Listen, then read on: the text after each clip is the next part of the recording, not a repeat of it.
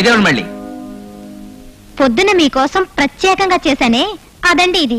అపర్ణ, ఏమిటి నీ ఉద్దేశం? ఇక ఆ విషయం వదిలేవా? ఇదిగో చూడండి మీ కొడుకు progress card. Last monthly test లో ఫస్ట్ ర్యాంక్ వచ్చిన వాడికి ఈసారి ఏ ర్యాంక్ వచ్చిందో చూసి సంతకం పెట్టండి.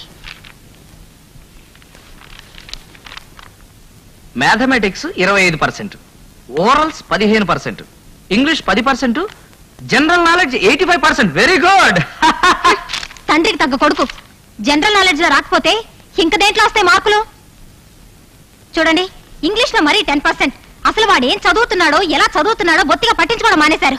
మీరు మీ తిరుగుళ్ళు తప్ప ఇంట్లో భార్య కొడుకు ఉన్న సంగతే మర్చిపోయారు. అది కాదు. ఏది కాదు? మాట్లాడకండి. కన్న తండ్రి కట్టుకున్నవాడు చివరికి కన్న బిడ్డ కూడా ఒకేలా తయారయ్యారు. చచ్చా.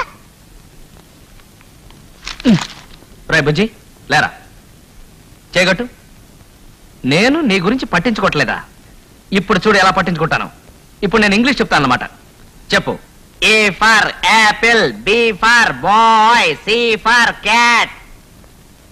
మాట్లాడవేంటి? నాకు ఏబిసిడీలు రావేనా? A for apple, B for boy, C for cat, D for dog. నవ్వుతావే? నాకు అసలు ఇంగ్లీషే రాదనా? అది కాదు నాన్న, ఇప్పుడంతా ఏ ఫర్ వేరే. వేరే అంటే? వద్దు, చెప్తే నువ్వు కొడతావు. కొట్టాలి, చెప్పు. A for Amala? మరి బీ ఫర్? ఇదిగో మీ అమ్మ విందంటే మన ఇద్దరు వీపు చిరిగిపోద్ది. నేను ఎట్లా నేర్చుకుంటా? నాకు అట్లాగే ఇష్టం రా. కాసుకో.